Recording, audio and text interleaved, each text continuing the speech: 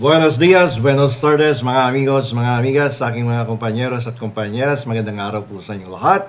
Ito po muli ang inyong lingkod, si Atty. Rene Bueno. Ngayon po ay ating pong talakayin yung nangyari kahapon sa pagbubukas muli ng Senado na kung saan nagkaroon po ng argumentation and debate between Senator Pia Cayetano and Senator Riza Hontiveros.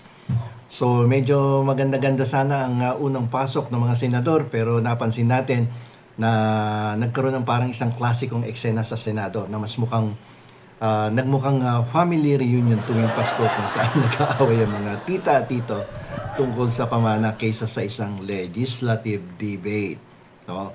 At medyo nagkaasaran pa nga at medyo nagkakaisnaban pa sa sa aking pananaw doon sa sa pagpapalitan ng kuro-kuro ng kanilang mga opinion tungkol sa isang proposed law. Okay? So, ibibigay natin ngayon dito sa ating episode na to yung ating nakatutubong pagsusuri. Yung kung tawagin natin sa English ay constructive criticism sa naganap na sagupaan nga nitong sina Senator Pia Cayetano at Senator Riza Hontiveros na hinati po natin sa mga aral ng tamang komunikasyon at parliamentary decorum.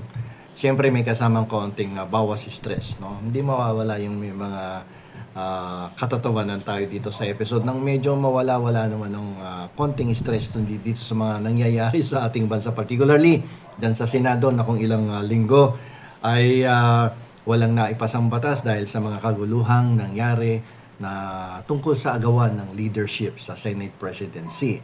Okay? So ito po yung ating naging kritisismo sa mga naging eksena sa Senado kahapon between Senator Riza Hontiveros and Senator Pia Cayetano. Napansin natin na ang naging pangunahing mitya ng gulo ay yung paulit-ulit na paggigiit na wala sa bilang isang probisyon. Kahit ilang beses na pong ipinaliwanag na nandoon ito. Alam niyo po sa sining ng debate, ang tawag dito ay cognitive shortcut. O kaya naman ay simpleng hindi pagbabasa ng footnotes. So, ang nangyari kasi kahapon, pilit si Senator Pia na wala itong ganito, wala yung ganyan, no? So, lumalabas, kahit nandoon, lumalabas, hindi niya binasa yung mga footnotes. Okay? So, ganito yan para itong senaryo, no? Sa loob ng bahay natin, madalas mangyari ito. Na kung saan hinahanap ng asawa mo yung medyas niya, di ba? Tapos sisigaw yan, wala naman dito yung medyas sabi ko ilabas mo yung medyas di ba? Pero hindi niya namamalayan, nandoon yung medyas sa ibabaw ng sapatos mismo, no? Sa ibabaw mismo ng sapatos. Okay, madalas mangyari yan, di ba? Ngayon, ang problema rito, hindi naman bulag si Senator Pia. Abogado nga siya, magaling siyang abogado no? Kaya lang minsan nangingibabaw yung parang inis pa rin, andun pa din yung tension. Kaya ang mas malaking problema dito ay baka nakabukas nga yung microphone niya pero nakasara naman yung listening mode, di ba? So, pag mga ganitong klaseng medyo may konti pang stress, may konti pang tension, dapat umupo muna at medyo humigop ng mainit ng kape at itabi na yung nakaraan, no? At wag nang isali sa kasalukuyang usapan yung mga inis at stress nung nakaraang linggo, okay?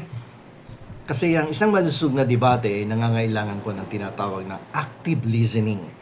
Abay, kung inis ka pa, hindi ka magkakaroon ng active listening. Hindi mo pwedeng i-debunk ang argumento ng kalaban kung ang pinakikinggan mo lang ay ang sarili mong boses sa loob ng iyong ulo. Kung nasagot na sa sponsorship speech, ang susunod na hakbang ay pabulaanan yung sagot. Hindi yung magkunwari kang hindi binigkas yung mga pananalita na yun, yung pala hindi ka nagbabasa o hindi ka nakikinig. Di ba? Mahirap yun. Magiging redundant na, magiging paulit-ulit na lang ang usapin at hahaba lang yung oras, no? At walang pupuntahan ng debate sapagkat hindi na sinusunod yung fundamental principles at rule pagdating sa argumentation and debate, di ba? Yung kasing patuloy na pag-interrupt at pagsasalita habang nagsasalita pa yung sponsor ay hindi lamang po lumalabag sa rules ng Senado. Sinisira din ito ang takbo ng diskurso Ang resulta, imbis na ang publiko ay matuto sa nilalaman ng batas, ang natatandaan lang nila tuloy ngayon ay kung sino ang mas mataas ang boses. Delikado yan. Minsan may mga kababayan tayo na minsan hindi rin naiintindihan yung debate dyan sa Senado. Akala nila kung sino yung mas malakas ang boses, yun ang mas magaling. Akala nila kung sino yung mas mahusay mag-Ingles, yun ang matalino. Hindi po nakukuha yan sa lakas ng boses. Hindi po yan nakukuha sa galing sa Ingles. Pakinggan po ninyo yung nilalaman at sustansya ng mga pananalita ng isang senador na nagbibigay, nagpapaliwanag ng isang proposed bill or law. Ngayon po, uulitin ko po sa inyo. Ang interpellation po sa Senado ay hindi parang bardagulan sa TikTok Live na kung sino ang mas may pinakamabilis na banat o pinakamalakas na boses ay siya yung panalo. Hindi po ganyan sa argumentation and debate. At lalong-lalo na hindi po ganyan pagdating sa interpellation sa ating plenaryo dyan sa Senado. May timer po tayo niyan, no? Mga amigos, mga amigas, hindi nyo po kailangang makipag-agawan sa mikropono na parang lashing, no? Sa video kayo na ayaw mamigay ng kanta kapag may way na ang tugtog, no? Sa karaoke bar. Hindi pa pwede yun, no? Hindi palakasan ng boses, hindi pa sikatan, minsan may mga public officials tayo or elected public official na talaga naman gusto talaga grandstanding eh. Lalakasan yung boses at gagalingan yung pag-i-English na halos hindi maintindihan ng mga kababayan natin dahil gumagamit na ng mga legal jargon, lalo na kapag abogado yung mambabatas. Abay, akala mo kagaling-galing. Pero kung susuriin mo at pakikinggan mo ng gusto yung posisyon ng kabila, ay hindi pala nakikinig yung malakas ang boses. Alam niyo po yung kapangyarihan ng mambabatas ay nasa talas ng argumento. Hindi doon sa dalas ng pagputol sa nagsasalita habang nagpapaliwanag pa. Kapag pinatapos mo ang iyong katalo, mas nakikita ng publiko kung saan may butas ang kanyang lohika.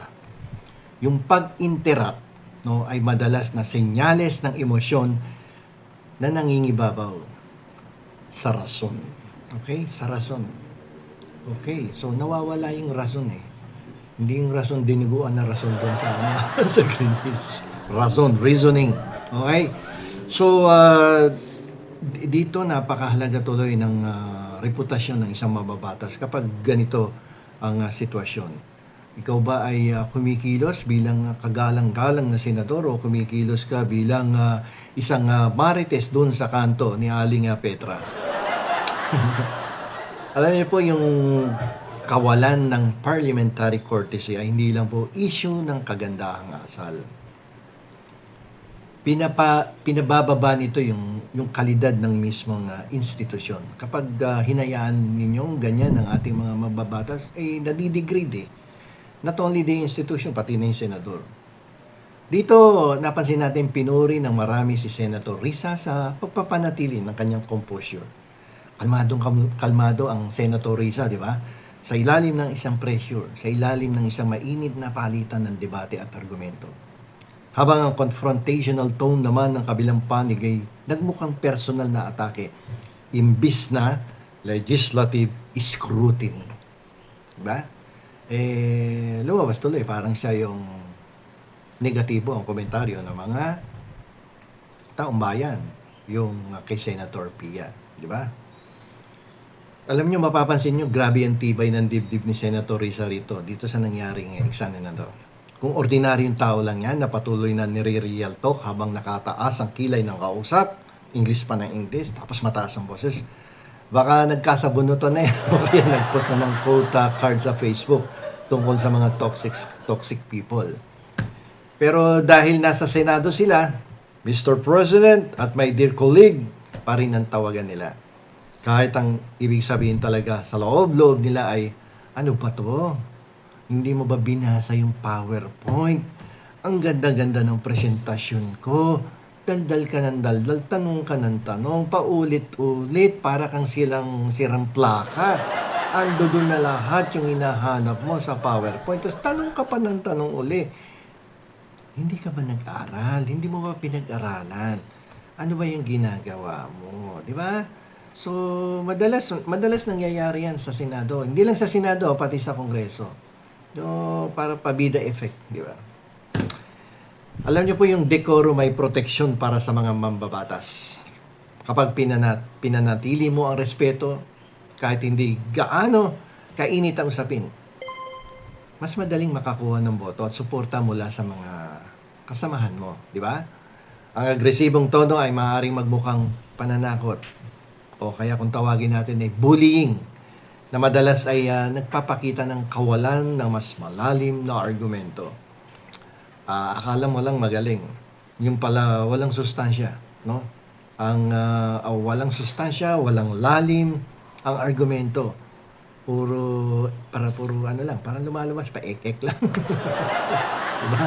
So, ngayon bigyan natin ng pangkalahatang hatol itong eksena kahapon, no? Between Ontiveros and Cayetano. Lagyan natin para tayong mga nanonood dito sa ating YouTube channel, yung mga YouTubers ay may matututunan dito, no, sa loob kung ano mga nangyayari diyan sa loob ng Senado. Ang debate po sa Senado ay hindi isang paligsahan kung sino ang mas matapang o kung sino ang mas magaling mangasar. Ang layunin po ng legislative debate ay ayusin ang batas para sa ating mga mamamayan, para sa ating bansa. So yun ang purpose niya. Kaya may palitan ng argumento, nagkakaroon ng debate, dahil gusto nilang lahat na ayusin yung batas. No? Pero iba nangyayari kasi. Ang constructive advice para sa ating mga mambabatas ay ito. No? Naging advisor tuloy tayo. Pero ito lang, ano lang naman natin ito pananaw. Diba? Bawasan po ninyo yung pag-inom ng kape. Dagdagan ng pagbabasa ng bill. No? At tandaan na ang mikropono ay para marinig ang inyong talino, hindi ang inyong emosyon. No? Dahil sa uli, ang taong bayan ang nanonood at mas gusto namin ng magandang batas kesa sa teleserye sa hapon. Medyo magkaroon naman tayo ng konting kahihiyan sa ating mga kababayan. Ilang linggo na nga tayong tinatawag na Senate Flix or Senate Netflix ang Senado dahil parang dinaig na nga nito ang teleserye sa television at yung mga palabas na K-drama dyan sa Netflix. Diyan pa lamang para na lang tayong napagtatawanan tuloy ng ating mga kababayan. So, para sa mga senador at hindi lang sa senador, sa mga mambabatas sa mababang kapulungan, medyo kapag tayo pa ay tumatayo na dyan sa harapan ng mikropono at nakikipagdebate, siguraduhin po natin, binasa natin ng gusto ang proposed law o yung bill na ipinasa ng isang senador nang hindi tumatagal, no, ang usapan diyan sa plenaryo at nang magkaroon talaga ng tunay na matalino at malalim na debate sa loob ng Senado. Hanggang dito na lamang po, ito pong muli ang inyong lingkod, Atty. Rene Bueno.